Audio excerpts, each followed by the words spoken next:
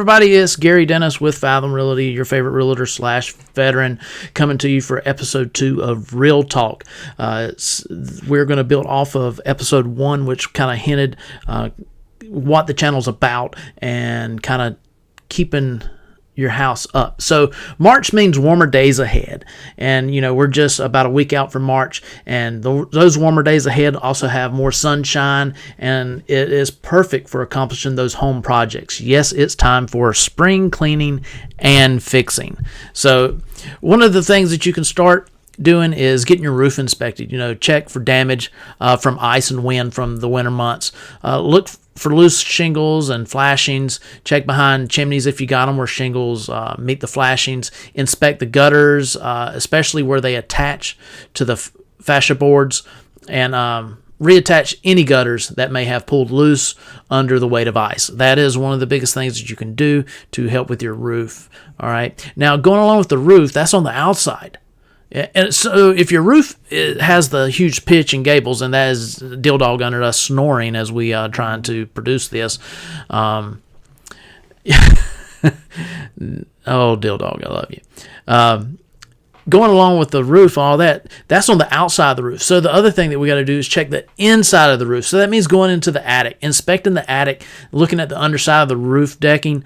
That is huge, and you're checking for signs of water seepage. Ice can get into cracked shingles, and they can also go down into nails, and they can leak, cause excessive damage, and melting of that ice can cause that excessive damage and really ruin things in your attic, especially if you use your attic for storage and you're starting to notice in your house on your ceiling, you're starting to notice areas that have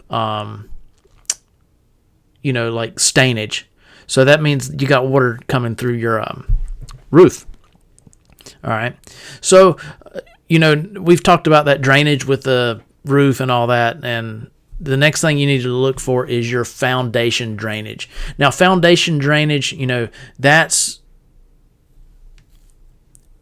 you got to check the slope of your soil and make sure that water, once it's coming down, if you don't have gutters and the water's just coming down, you got to watch, because right there at the edge of your house, you're going to have a little area where the rain drops down and it builds like a little crevice in there. That's where water stays.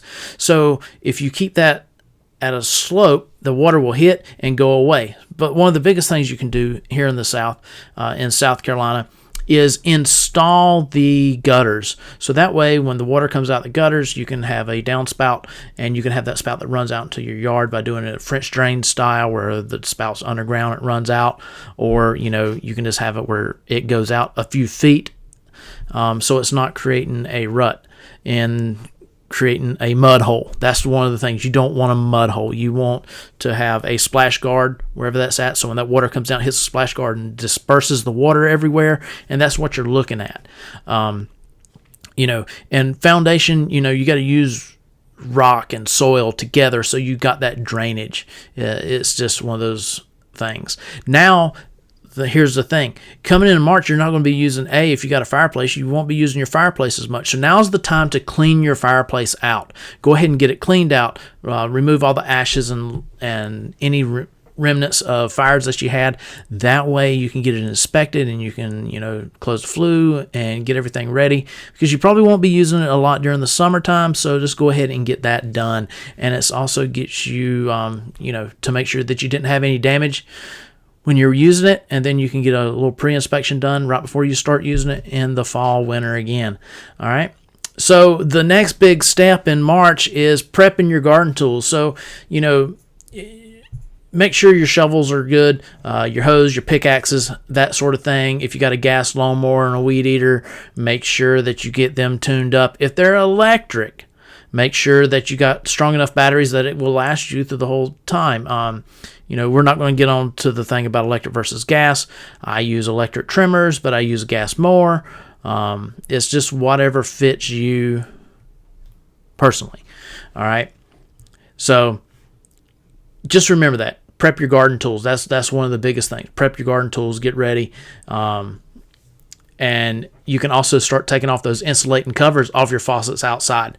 So that's what I will need to do the next day or two. I still got the little faucets covering. So I don't think it's going to get cold enough where I'm going to need them. So I'm going to remove those. So now in March and April, going into April, a lot of time in March, now's the time, into February, beginning of March, now's the time to figure out your gardening goals. Your gardening goals, depending upon wherever we're at, wherever you live at with your climate, is going to be different. So spring garden goals are going to be different than summer gardening goals, whether you care if your grass is green or you're just trying to mow the weeds just so it looks neat. That's where I'm at with my yard. I mow the weeds just so it looks like I got grass, because for some reason I cannot get grass to grow, and now we got Daisy going. We got Dill Dog over there deciding to. What are you doing? What are you doing? What are you doing? Oh, she was digging at her bed, getting a new lay down spot underneath the desk. So, oh, Daisy Bell, I love you to death. But going back to that, those gardening goals is going to be different, and you got to come up with those gardening goals versus your summer, spring versus summer, and then in your summer you will plan your fall gardening goals. So, and getting back to the growing grass and all that stuff, but it was not in the cards, and I get tired of spending all the money. So, there's some areas got great grass, but when the weeds are mowed, it looks like grass all the way through. Because really and truly, centipede grass is really a weed. I mean, that's just kind of how it is. So, yeah, that's kind of what my yard's covered in. And being here in South Carolina, that's, no big deal. So when you're doing your gardening goals, you need to clear your raised planting beds and things like that of debris, and turn the soil and get ready to start planting those seeds. Do not plant until the last frost of the date in your area, which I think is going to be the middle of March. Hopefully we don't get any towards April, because that will definitely mess up the peach season and strawberry season, which we are so waiting for. For those of you that don't know, Georgia might be the peach state, but South Carolina peaches are better than Georgia peaches. Yes, they are. If you don't believe me, get a South Carolina grown peach, put it up against a Georgia grown peach, and tell me which one's better. Hands down, South Carolina peaches would be better. All right. So one of the other things you can do is relocate firewood. Now, you might have your firewood close to the house. Now is the time to relocate your firewood. And here is the biggest reason why. You live in South Carolina. Your yard is not immune to critters, or animals, or lizards, or the big S word, snakes. So not being too friendly with those types of animals and lizards and reptiles, or whatever you want to call them, it would be a great time to now move those stacks. And even when you're now moving them now, because we are in South Carolina, there's snakes out. Okay, there's snakes out right now crawling.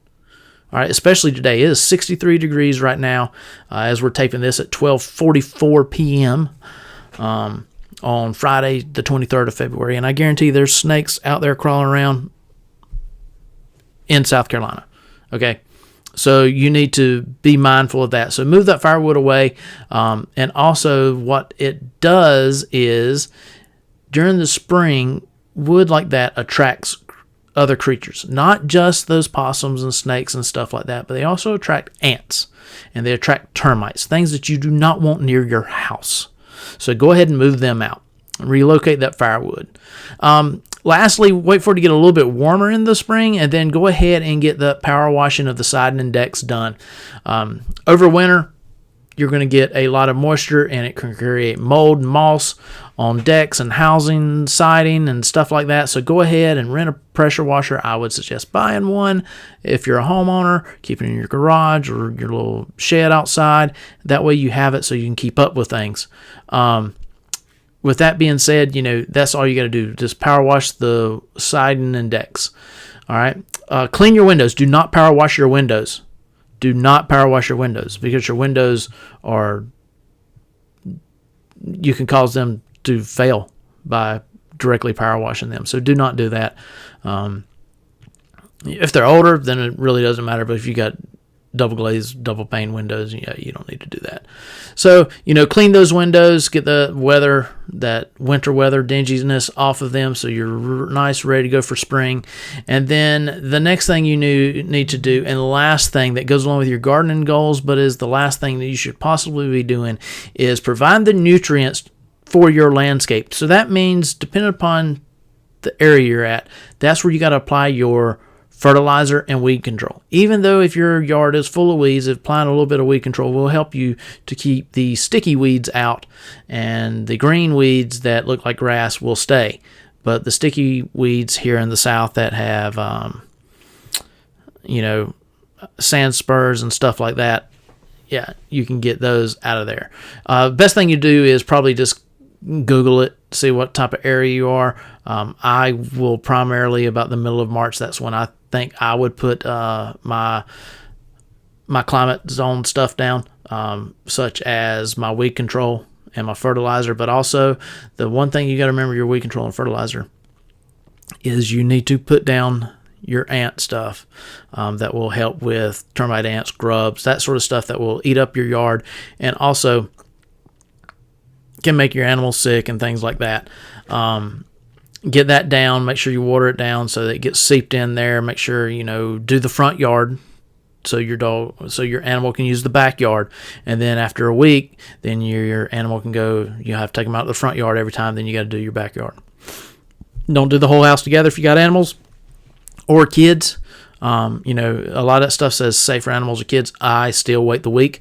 I water it, and not a heavy water so you wash it away, just enough to weight it down so it doesn't get blown away, and go from there. So that's episode 2 of Real Talk. Here in the Columbia area where I'm at, I cover the Columbia area from Lake Murray all the way over to Camden. Okay, so not only do I cover that area, I also cover the Grand Strand, and I'm in both areas. I've been going to the beach my whole life, especially in Myrtle Beach. My parents have been going there forever. We're originally from right up the road in Rockingham, North Carolina, which is right above Sherrill, up there, right, Hamlet and that type of area. The North Carolina Motor Speedway, not the Charlotte Motor Speedway, but the North Carolina Motor Speedway. The drag strip in Rockingham, right above Darlington. So it's got that old NASCAR drag strip mentality down through there. And these areas I've known my whole life. And one of the greatest things about being a realtor in these areas now that I get to work with the veterans and whatnot and getting to bring these episodes to you guys is the fact that I know what it's like to live in these areas, not just, trying to figure it out like a lot of people. You get a lot of people that move down and they're trying to figure it out, and, they base everything off the past 2 to 3 years, but I've seen it my whole life. I wasn't here when I was in the military. I was off, but I always knew what was going on because family and friends that lived in the area, and always watching the news. So I knew what the weather was like. I knew when I was sitting on a float in the ocean in the South Pacific, you guys were freezing in some of the snow that we haven't seen in a long time here on the East Coast. So, I know that sort of stuff, and I know it happens every so often, and I think we're due, not this year, but I think in the next year or two we're due for that big snow to get. Other than that, that's all I got for episode 2. It is Friday, so remember, everyone deployed, please. That's why I'm wearing red right here in the studio. So hopefully y'all enjoy these talkings. I don't know if you will or not, but I'm putting them out there because if I help one person, that's all that matters. And that's what this is for. It's not just to clutter up Facebook, but this is a real estate blog or vlog or podcast, whatever you want to call it. That's going to be put on YouTube, and we'll go from there. I'm probably going to try to do them on Wednesdays. Wednesdays, I think, is going to be the day that these will go up, and we'll go from there. But anyway, hopefully y'all enjoyed episode 2 of the gardening tips. As always, deuces, love you, mean it, keep on rocking.